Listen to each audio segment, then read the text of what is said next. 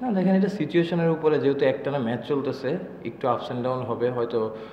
কুয়াশা পড়ার পর উইকেটটা একটুখানি ট্রিকি ছিল, বাট ইটস ওকে। আমার কাছে মনে হয় যে চেষ্টা করতেছে ভালো উইকেট, যেমন দুপুরের ম্যাচে অনেক ভালো উইকেট ছিল, গতকালকেও ভালো ছিল, আজকেও ইভেনচুয়ালি একটু থামতেছিল, but wicket was good.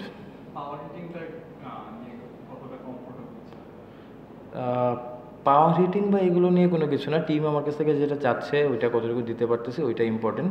So এখানে অন্য কিছু আসলে স্পেশালভাবে কোনো কিছু চিন্তা করার কোনো ওয়ে নাই।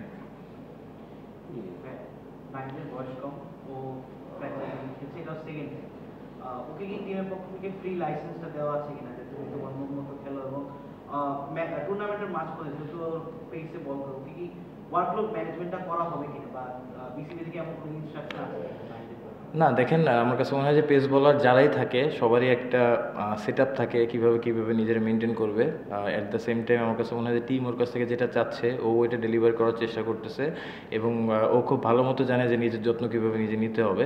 আর অবশ্যই বিসিবির থেকে আপনার ফিজিও ট্রেনার সবাই মনিটরিং করতেছে, তো এটা আমার কাছে মনে হয় যে খুব বড় একটা ইস্যু না। আর আমার কাছে মনে হয় এখন ওই দিন নাই যে কেউ আসলে পেস বোলারদের, আমাদের যারা যেভাবে পেস বোলিং মানে গ্রো আপ হচ্ছে, সবাই সবারটা জানে কার কি করতে হবে।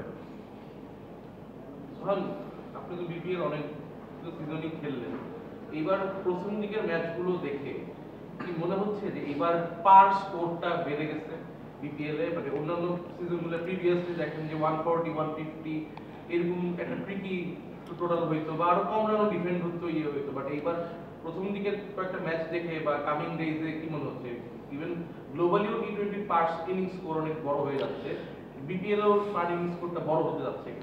না দেখেন, আপনার আমার কাছে মনে হয় টি20তে উইকেটটা খুব ইম্পর্টেন্ট। অবশ্যই আমার কাছে মনে হয় যে ওইভাবে খুব চিন্তা না করলেও আমার লাস্ট দুইটা দিন খেলা গিয়েছে, যেটা বললাম যে টাইমের সাথে সাথে উইকেটের ওই রকম রেস্ট থাকে বা অনেক কিছু থাকে। আমাদের হয়তো আইপিএলের মতো এরকম ফ্যান্টাসি নাই যে আজকে এক ম্যাচে খেলা হলো, কালকে আরেক মাঠে খেলা হবে। তো আমাদের যেহেতু একটা মাঠে অনেক বেশি খেলা হয়, তো আমাদের এটা মেনে নিতে হবে, এবং সিচুয়েশন অনুযায়ী আমার কাছে মনে হয় যে উইকেট ভালো করার চেষ্টা করতেছে। Let's hope for the best. Local ক্রিকেটারদের হায়ার স্ট্রাইক রেটে ব্যাট করার টেন্ডেন্সিটা বাড়তে যায়। অঙ্কন, শারমিন বা রাব্বি, তারা যে ইনিংসগুলো খেললো প্রিভিয়াসলি অনেকগুলো বিপিএলে আমরা এরকম মুডে খেলতে কম দেখছি আর কি। না দেখেন, আর্জটা আসছে কিনা হায়ার স্ট্রাইক রেটে ব্যাট করা? না অবশ্যই দেখেন যে বিপিএল এর আগে একটা এনসিএল ম্যাচ হলো, তো এই জায়গায়ও কিন্তু হাই স্কোরিং কিছু ম্যাচ হয়েছে। তো যত টি20 খেলবে আমার কাছে মনে হয় যে টি20 যে কনফিডেন্টটা সব প্লেয়াররা আরও বেশি পাবে। তো ওই দিক থেকে ওভারঅল ভালো শুরু হয়েছে, ভালো দেখা যাক। মানে টুর্নামেন্ট চলাকালীন আরও অনেক ম্যাচ হবে, তো টুর্নামেন্ট শেষে আসলে এটা আলোচনা করার অপশন থাকবে। যে আগের প্রশ্নের উত্তরে আপনি যেটা বলতেছিলেন, আপনার কি মনে হয় না যে মানে টানা 2-3 দিন খেলা হলে যত বেশি খেলা হবে, বিশেষ করে একদিনে যখন এক উইকেটে আবার পরের ম্যাচটা হয়, তখন ওই উইকেটটা একটু হলেও ড্যাম্প থাকে বা একটু মানে স্লো বল আসে। আজকে আমরা দেখলাম পরের ইনিংসেও, আপনাদের ইনিংসেও তো ঠিক কালকে আপনারা প্রথমে ব্যাট করার সময় যে উইকেট পেয়েছেন, সেটা কি আজকে পেয়েছেন আপনি সেকেন্ড ম্যাচে?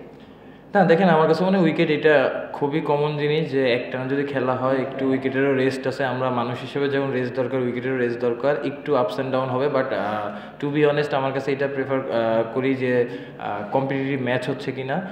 অবশ্যই আপস অ্যান্ড ডাউন হবে। আবার দেখবেন যে কালকে দেখা গেল মানে নেক্সট ম্যাচে হয়তো আবার আরও হাই স্কোরিং ম্যাচ হচ্ছে, যেমন দুপুরেও হাই স্কোরিং ম্যাচ হয়েছে।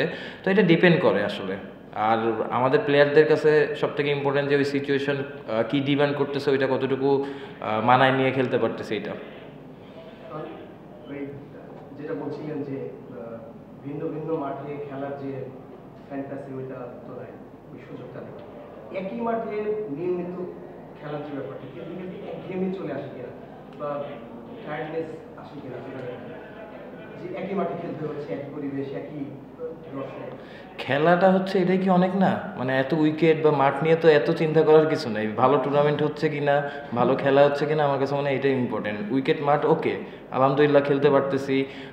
টু বি অনেস্ট যদি বলি, দেশের যে সিচুয়েশন, এরকম সিচুয়েশনে আমরা খেলতেছি, এর থেকে ফ্যান্টাসি তো আর কিছু মনে হয় না আমার কাছে।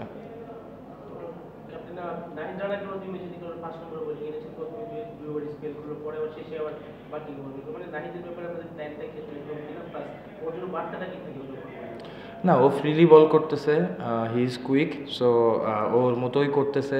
ওর যখন কোনো কিছু নিয়ে কনফিউশন থাকে আমার সাথে শেয়ার করে, তো আমি ওই জিনিসটা করতেছি এবং আমার কাছে মনে হয় যে ও 100% দেওয়ার চেষ্টা করতেছে, ভালো বোলিং করতেছে।